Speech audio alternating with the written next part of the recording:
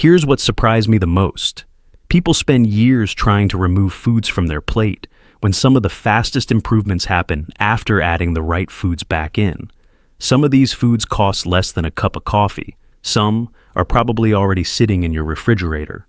And one of them may explain why your highest blood sugar reading happens before you've even taken your first bite of the day. If you're serious about taking better care of your health, make sure you subscribe. I share simple, practical advice designed especially for seniors. And feel free to leave a comment telling me where you're watching from. I appreciate every one of you. Let's get back to it. You checked your blood sugar this morning. The number staring back at you was higher than yesterday, higher than last week. And the frustrating part, the part that keeps you up at night, is that you've been trying. You passed on the rice. You said no to the sweet drinks. You even cut back on fruit because someone told you the sugar in it was the problem. And still, that number climbed. Here's what I want you to sit with for a moment. What if the sugar itself was never your biggest enemy? What if the real problem is that your body has quietly lost its ability to process the sugar that arrives, regardless of how little you eat? Because there is a fundamental difference between a body that sees glucose and handles it efficiently, and a body that sees the same amount of glucose and panics. One person eats a meal and their blood sugar rises gently, then returns to normal. Another person eats the exact same meal and spikes hard. Same food, completely different response. That gap, that difference, is not about willpower, it's biology. And more specifically, it's about whether or not your body has the right tools working in its favor. I'm Dr. James Cross, and after years of working with patients managing prediabetes and type 2 diabetes, one pattern has become impossible to ignore. The people who see the fastest improvement are rarely the ones following the strictest diets. They're the ones who figured out, sometimes by accident, that adding certain foods to their meals changed what their body did with glucose afterward, not removing, adding. Their liver started overproducing less glucose overnight. Their muscle tissue began absorbing more sugar after meals. Their insulin stopped fighting an uphill battle against chronic inflammation. Real, measurable changes. Not from deprivation, but from direction. Before we go further, I want to ask you something directly. What was your fasting blood sugar reading this week? Drop it in the comments below. And tell me, have you ever had a high morning number on a day when you barely ate anything the night before? If the answer is yes, stay with me. Because what's happening in those moments is one of the most misunderstood parts of blood sugar management. And it has almost nothing to do with what you ate for dinner.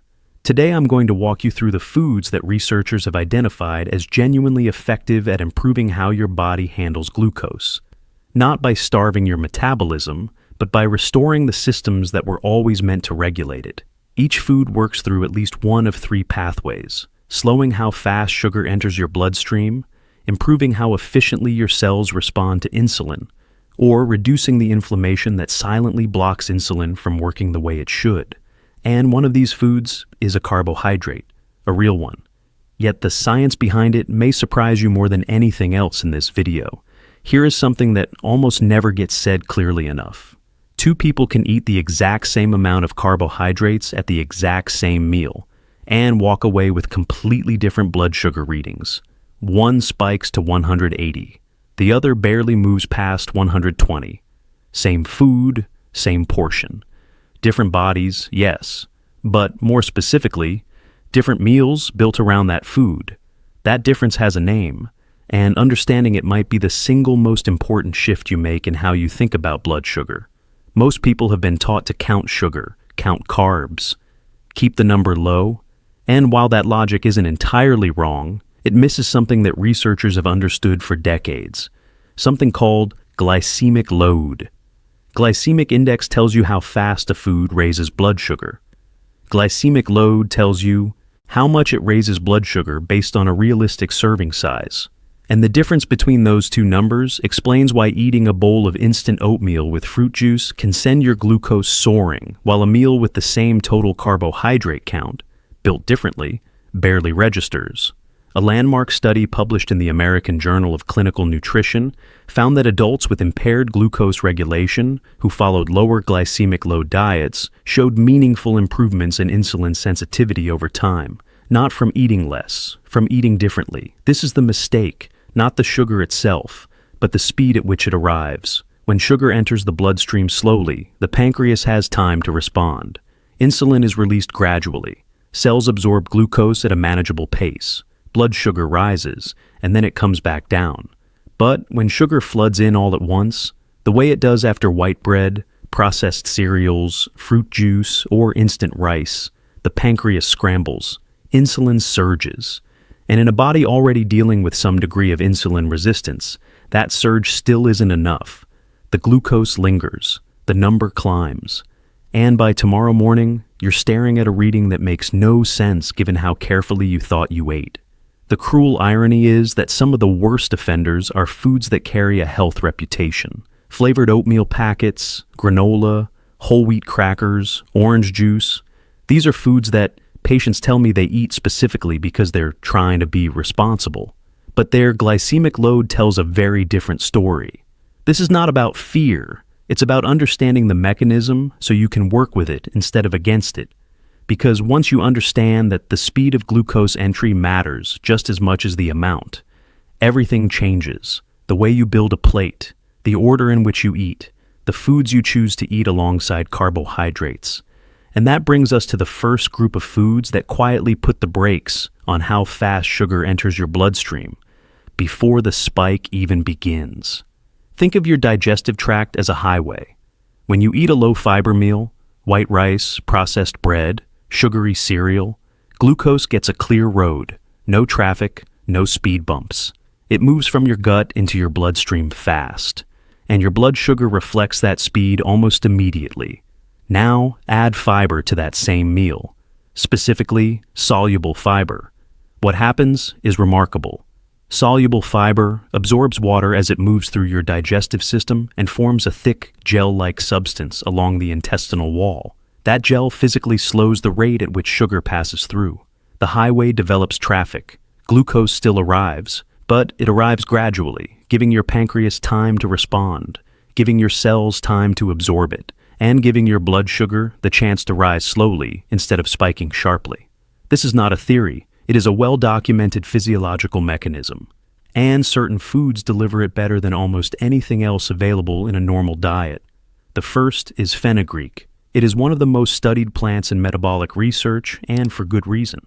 Fenugreek seeds contain a soluble fiber called galactomannan, which has been shown in multiple clinical trials to slow gastric emptying and reduce post-meal glucose spikes. A study published in the Journal of Diabetes and Metabolic Disorders found that participants who consumed fenugreek seed powder daily experienced significant reductions in these fasting blood sugar and improved glucose tolerance over 12 weeks. It can be added to warm water, stirred into soups, or used as a seasoning, and its effect on blood sugar is measurable. The second is chia seeds, small, unassuming, and genuinely effective. Chia seeds form a gel almost immediately when they come into contact with liquid, which is exactly what happens in your digestive tract. That gel slows the entire digestive process. Research published in the European Journal of Clinical Nutrition demonstrated that adding chia seeds to white bread significantly reduced post-meal blood sugar responses in healthy adults. That result matters because it shows the fiber effect works even when eaten alongside a high glycemic food, not just when the high glycemic food is removed entirely. The third is lentils. Lentils contain both soluble fiber and resistant starch, a type of carbohydrate that resists digestion in the small intestine, entirely passing through without raising blood sugar the way regular starch does. A meta-analysis of randomized controlled trials published in the Archives of Internal Medicine found that regular legume consumption was associated with improvements in both HbA1c and fasting glucose in people with type 2 diabetes. Replacing white rice with lentils even a few times per week produces a fundamentally different glucose curve after meals. Then there is psyllium husk, perhaps the most concentrated source of soluble fiber available outside of a supplement aisle. Research has consistently shown that psyllium consumed before meals reduces post-meal glucose spikes, and a review in the American Journal of Clinical Nutrition concluded that psyllium supplementation meaningfully improved fasting blood sugar and total cholesterol in people with type 2 diabetes. The pattern across all of these foods is identical. They slow the highway. They reduce the flood. They give your metabolism time to respond rather than forcing it to react. And here's the part that surprises most people. You do not need to overhaul your entire diet to benefit from them. Adding even one of these fiber sources to your existing meals begins changing your glucose curve the same day. But slowing sugar down is only half the equation, because some foods don't just slow glucose. They actually change how sensitively your body responds to insulin itself. And that distinction is what we are covering next. Slowing glucose down buys your body time. But time alone is not enough if the system waiting to receive that glucose is not working properly. And for millions of people managing blood sugar, that is exactly the situation. Insulin is present, it is being released, but the cells it is trying to communicate with are no longer listening as clearly as they should. This is insulin resistance, and it is not fixed by eating less sugar alone. What changes insulin resistance is improving the sensitivity of the receptors that insulin binds to, essentially making the lock more responsive to the key. And certain foods have demonstrated a meaningful ability to do exactly that. The first is Ceylon cinnamon, not the common cassia variety found in most spice racks. Specifically Ceylon, which contains significantly lower levels of coumarin and a higher concentration of the compounds researchers believe are responsible for its metabolic effects. Several clinical studies have associated Ceylon cinnamon with modest but consistent reductions in fasting blood sugar. A meta-analysis published in the Journal of Medicinal Food found that cinnamon supplementation was linked to statistically significant decreases in fasting glucose across multiple trials. The proposed mechanism involves compounds that mimic insulin activity and improve glucose uptake at the cellular level. Half a teaspoon added to oatmeal, yogurt, or warm water daily is enough to begin. The second is extra virgin olive oil. This surprises people, because fat and blood sugar do not seem connected on the surface. But the monounsaturated fatty acids in high-quality olive oil have been shown to improve insulin receptor sensitivity and reduce the inflammatory signals that interfere with insulin's ability to do its job. The landmark pre-dimed trial, one of the largest dietary intervention studies ever conducted, found that a Mediterranean diet enriched with extra virgin olive oil produced significantly better metabolic outcomes, including improvements in fasting glucose and insulin resistance markers compared to a low-fat control diet. The third is walnuts. Walnuts are dense with alpha-linolenic acid and omega-3 fatty acid, alongside polyphenols that reduce oxidative stress at the cellular level. A study published in Diabetes, Obesity, and Metabolism found that daily walnut consumption improved endothelial function and reduced fasting insulin levels in adults with type 2 diabetes. The mechanism is not simply caloric. It is the specific composition of fats and antioxidants working together to reduce the cellular noise that blocks insulin signaling. What these three foods share is not magic. It is chemistry. They each reduce the friction between insulin and the cells it is trying to reach, through different pathways, but toward the same outcome. Better insulin sensitivity means the same amount of insulin accomplishes more. Blood sugar clears faster. Post-meal spikes flatten. Morning. Readings stabilize. But there is a third force that most blood sugar conversations never address. One that can undermine everything else you are doing, even when your diet is genuinely improving. It operates quietly. It has no obvious symptoms. And it may be the reason your numbers refuse to move. That force is inflammation. And that is exactly where we are going next. There is something happening inside millions of people right now that their blood sugar readings cannot fully explain. Their diet is reasonable. Their medications are consistent. Their portion sizes are controlled.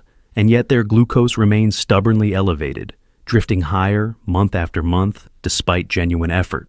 What most of them have never been told is this: chronic low-grade inflammation does not just make joints ache or cause fatigue. It directly interferes with insulin signaling at the molecular level. It sits between insulin and the cell like interference on a radio frequency, distorting the signal, weakening the response, and making the entire system less efficient. And the most unsettling part? You can be inflamed without knowing it. Inflammation at this level produces no fever, no obvious swelling, no pain you can point to. It simply exists, quietly elevated, silently disrupting the metabolic communication your body depends on to regulate blood sugar. Research published in Diabetes Care has confirmed that elevated inflammatory markers, particularly C-reactive protein and interleukin-6, are strongly associated with insulin resistance, independent of body weight, meaning a person does not need to be overweight to carry significant metabolic inflammation. This is why two people eating identical breakfasts can have completely different glucose readings 2 hours later. One carries a lower inflammatory burden, the other does not. The food is the same, the biology is not. So, the question becomes, which foods actively reduce that burden? The first answer is fatty fish. Salmon, mackerel, and sardines are among the richest dietary sources of EPA and DHA, the long-chain omega-3 fatty acids that have been studied extensively for their anti-inflammatory properties. A meta-analysis published in PLOS One found that omega-3 supplementation significantly reduced levels of C-reactive protein and interleukin-6 in adults with metabolic syndrome. But the effect from whole fish appears stronger than supplementation alone because the full nutritional matrix, protein, selenium, vitamin D, works alongside the omega-3s rather than in isolation. 2 servings of fatty fish per week is the threshold most research supports for meaningful inflammatory reduction. The second is broccoli sprouts, not mature broccoli, specifically the sprouts, which contain concentrations of sulforaphane up to 100 times higher than the fully grown vegetable. Sulforaphane activates a cellular pathway called NRF2, which functions essentially as the body's internal antioxidant switch. A clinical trial published in Science Translational Medicine found that sulforaphane derived from broccoli sprout extract reduced hepatic glucose production in people with type 2 diabetes, meaning it did not just reduce inflammation broadly, it specifically targeted the liver's tendency to overproduce glucose. That finding connects directly to those unexplained high morning readings discussed earlier. The third is dark leafy greens, spinach, kale, and Swiss chard in particular. These vegetables are dense in magnesium, and magnesium deficiency has been independently associated with insulin resistance in multiple large observational studies. A systematic review in the Journal of Internal Medicine found that higher dietary magnesium intake was significantly associated with lower risk of type 2 diabetes. Magnesium plays a direct role in over 300 enzymatic reactions, including those that govern glucose metabolism and insulin receptor function. The thread connecting these 3 foods is reduction, reducing the inflammatory interference that blocks insulin, reducing excess glucose production by the liver, reducing the micronutrient deficiencies that quietly degrade metabolic function. None of this requires an extreme diet, it requires intention. And sometimes, the most powerful proof of that intention is not a study, it is a person. Someone who tried everything the standard advice offered, felt like they were failing, and then discovered that the missing piece was never restriction. That person's name is Michael, and his story is next. Michael was 67 years old and exhausted in a way that had nothing to do with sleep.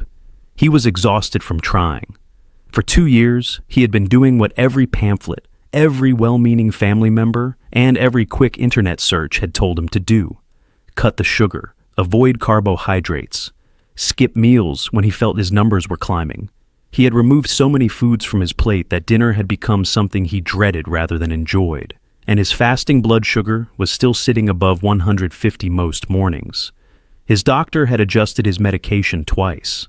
Michael had accepted both adjustments quietly, nodded, and gone home, feeling like his body was something broken that no amount of effort could fix. He told me once that he had started to believe the problem was simply him, that he was somehow more resistant to improvement than other patients. That belief was the most dangerous thing about his situation. Not his glucose readings, the belief. When Michael first described his typical day to me, something became clear almost immediately. His breakfast was instant oatmeal with a small glass of orange juice, foods he had specifically chosen because they sounded responsible. His afternoon snack was whole wheat crackers. His dinners were small but built almost entirely around white rice because removing it felt too difficult after a lifetime of eating it. He was not cheating. He was not careless. He was simply missing the tools his metabolism needed to handle what he was giving it. We did not put Michael on a restrictive diet. We made substitutions. The instant oatmeal became eggs with sautéed spinach, protein and magnesium in the same meal, with no glycemic spike to follow. The orange juice disappeared and was replaced with water and a small handful of walnuts. The white rice at dinner was gradually replaced with lentils 3 times per week. And twice a week, his evening meal was built around salmon. No elimination, no starvation, no list of forbidden foods taped to the refrigerator.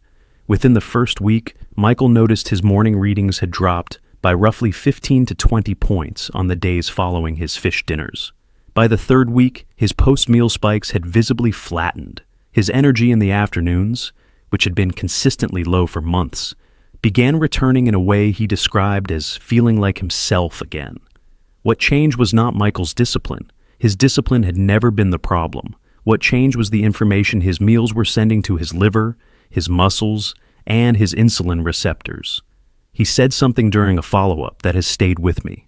I spent 2 years fighting my blood sugar. I didn't realize I was supposed to be feeding it.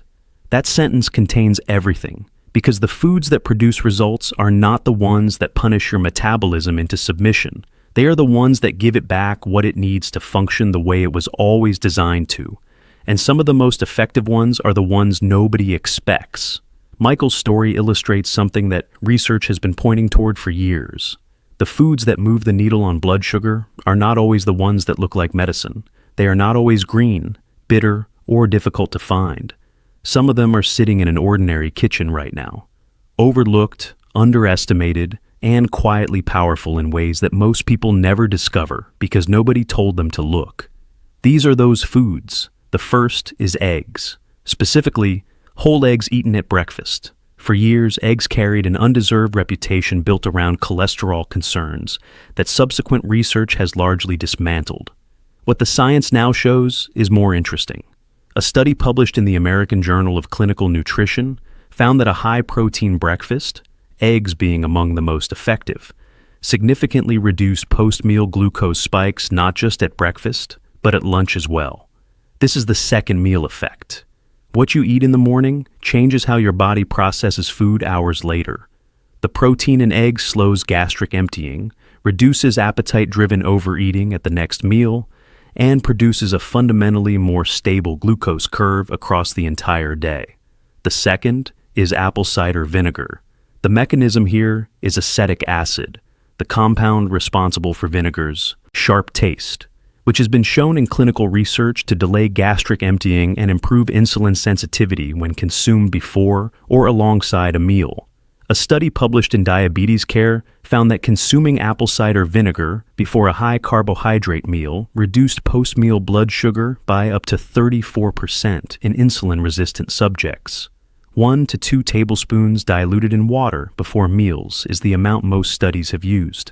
It is not a replacement for dietary change, but as an addition to an already improving diet, its effect is measurable and relatively immediate.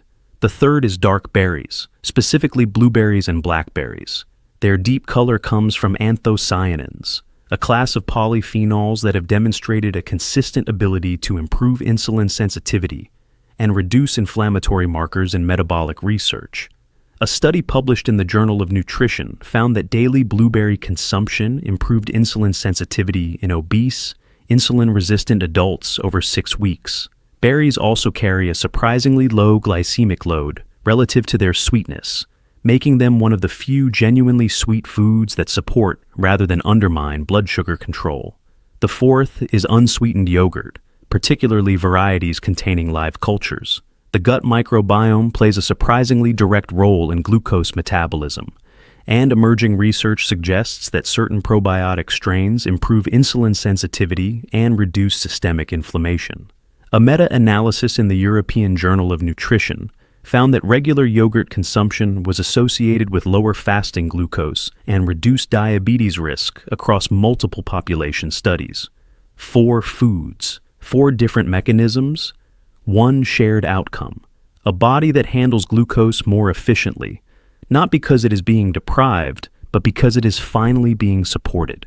Now that you understand exactly how these foods work and why, there is one thing left: what you actually do starting tonight. Knowledge without action is just information, and information by itself has never lowered anyone's blood sugar. So, let's close this the right way, not with a summary of everything you just heard, but with a clear, specific roadmap that begins tonight. Not next Monday, not after you finish the rest of your groceries, tonight. Because here is what the research consistently shows. The body responds faster than most people expect when it is given the right inputs. Days, not months. And the 5 steps below are designed to produce that response as quickly as possible. Step 1. Rebuild your breakfast around protein and fiber. This is the highest leverage change you can make. A breakfast built on eggs, chia seeds, or unsweetened yogurt with berries does 2 things simultaneously. It blunts your morning glucose spike and, through the second meal effect, reduces how sharply you spike at lunch as well. Tomorrow morning is your first opportunity. Use it. Step 2. Add 1 soluble fiber food to every main meal. Not every meal needs an overhaul, but every meal should carry at least 1 fiber anchor: lentils, chia seeds, fenugreek, psyllium, or a generous portion of leafy greens. This single habit, applied consistently, begins reshaping your glucose curve within days. Research published in Nutrition Reviews found that consistent soluble fiber intake reduced fasting blood sugar by an average of 9.97 milligrams per deciliter across multiple controlled trials. That is a meaningful number, produced by addition, not subtraction. Step 3. Replace 1 processed snack this week. Just 1. The whole wheat crackers, the flavored rice cakes, the granola bar that sounds healthy on the label. Replace it with a small handful of walnuts, a boiled egg, or plain yogurt with a few blueberries. This is not deprivation. It is a direct swap. Same snack occasion, completely different signal sent to your metabolism. Step 4.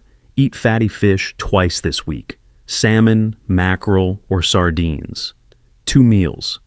That is the threshold the research supports for meaningful reduction in inflammatory markers. If fresh fish is not accessible, canned sardines or mackerel in water deliver the same omega-3 profile at a fraction of the cost. The anti-inflammatory effect begins accumulating from the first serving.